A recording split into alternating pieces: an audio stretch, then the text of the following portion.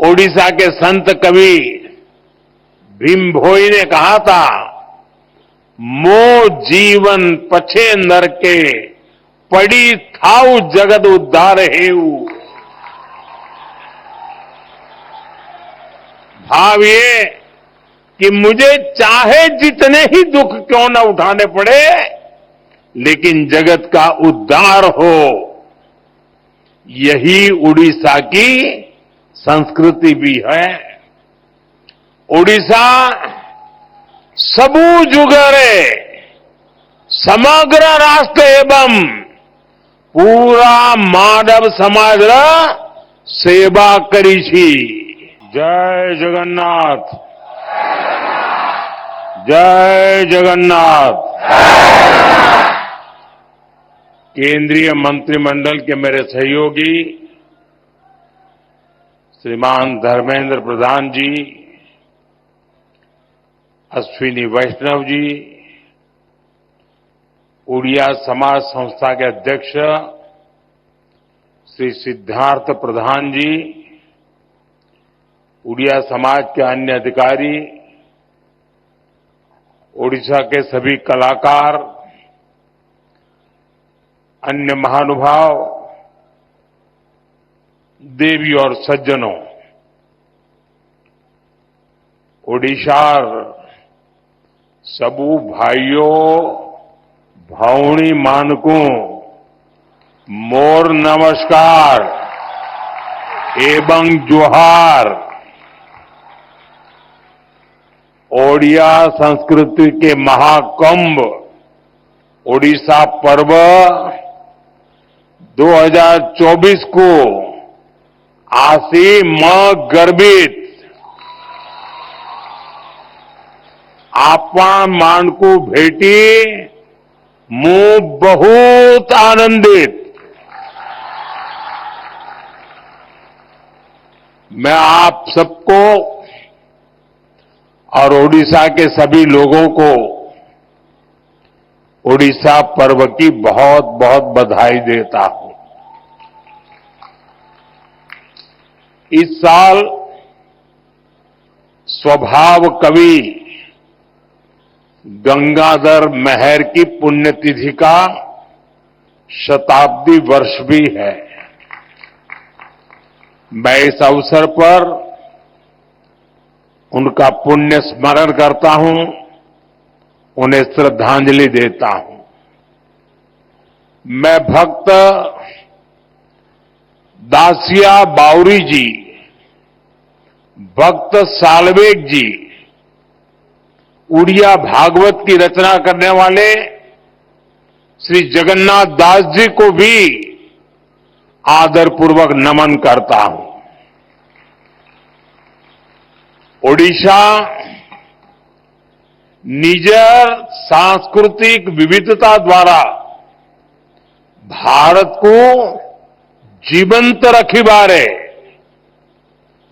बहुत बड़ा भूमिका प्रतिपादन करी छी।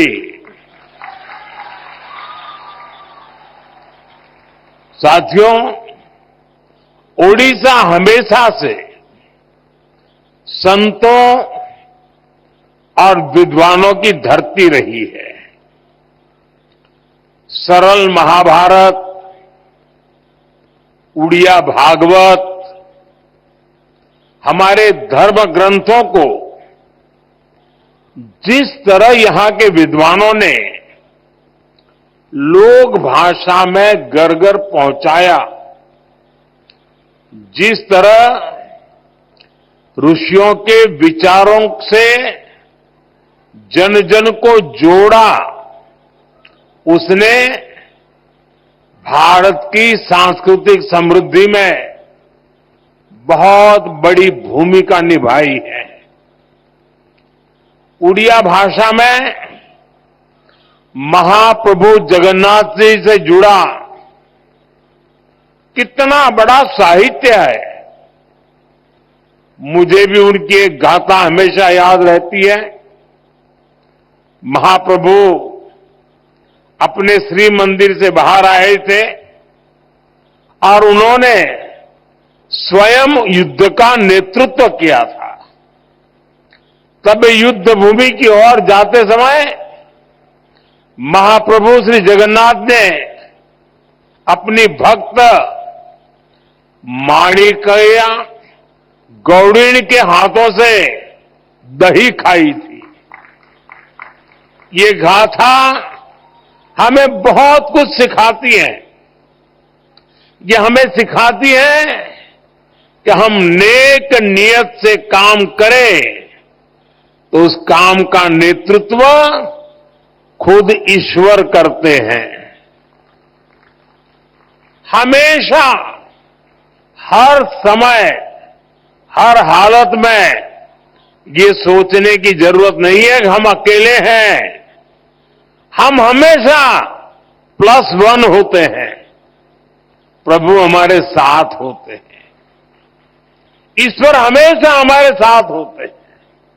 साथियों, ओडिशा के संत कवि भीम भोई ने कहा था, मो जीवन पछे नर के, पड़ी थाउ जगत उद्धार हेऊ। भाव ये कि मुझे चाहे जितने ही दुख क्यों न उठाने पड़े, लेकिन जगत का उद्धार हो, यही उड़ीसा की संस्कृति भी है। उड़ीसा सबू जुगरे समग्र राष्ट्र एवं पूरा मानव समाज सेवा करी छी।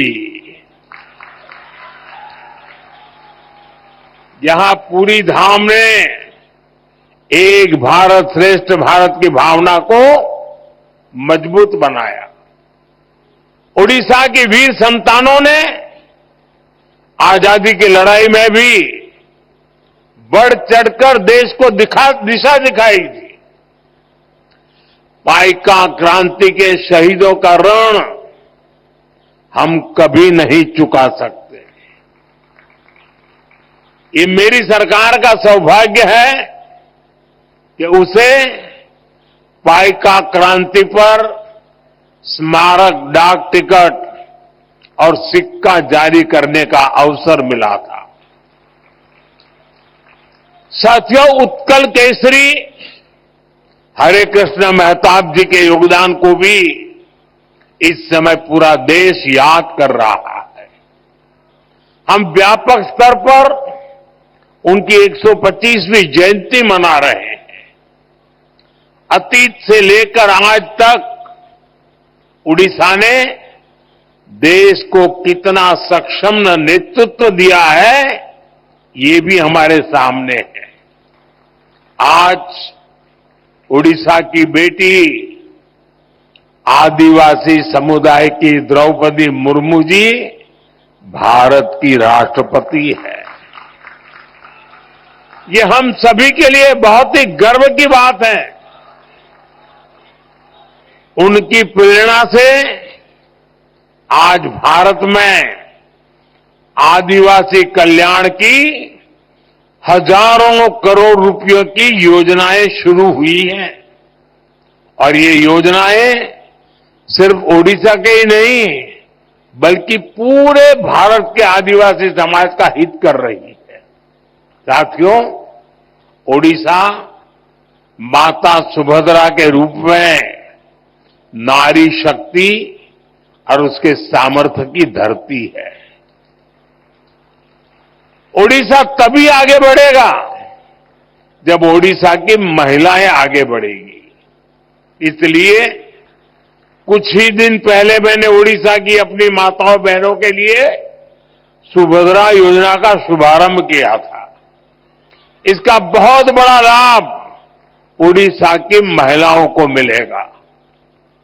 उत्कलर ये ही महान सुपुत्र मानंकर विषयरे देश जाणु एवं सेमानंक जीवन रू प्रेरणा नेऊ एथी निमंते ए परी आयोजनर बहुत अधिक गुरुत्व रही।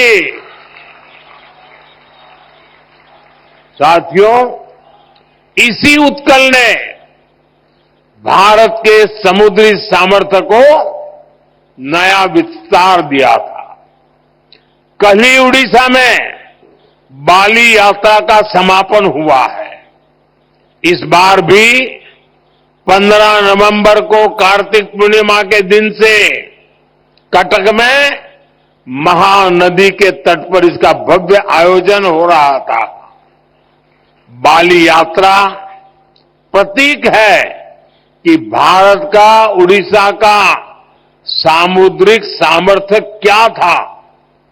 सैकड़ों वर्ष पहले जब आज जैसी टेक्नोलॉजी नहीं थी, तब भी यहां के नाविकों ने समुद्र को पार करने का साहस दिखाया। हमारे यहां के व्यापारी जहाजों से इंडोनेशिया के बाली, सुमात्रा, जावा जैसे स्थानों की यात्राएं करते थे।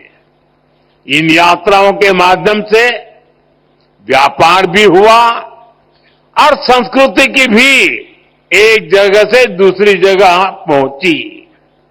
आज ही विकसित भारत संकल्प सिद्धि निमित्त ओडिशार सामुद्रिक शक्तिर महत्वपूर्ण भूमिका अच्छी।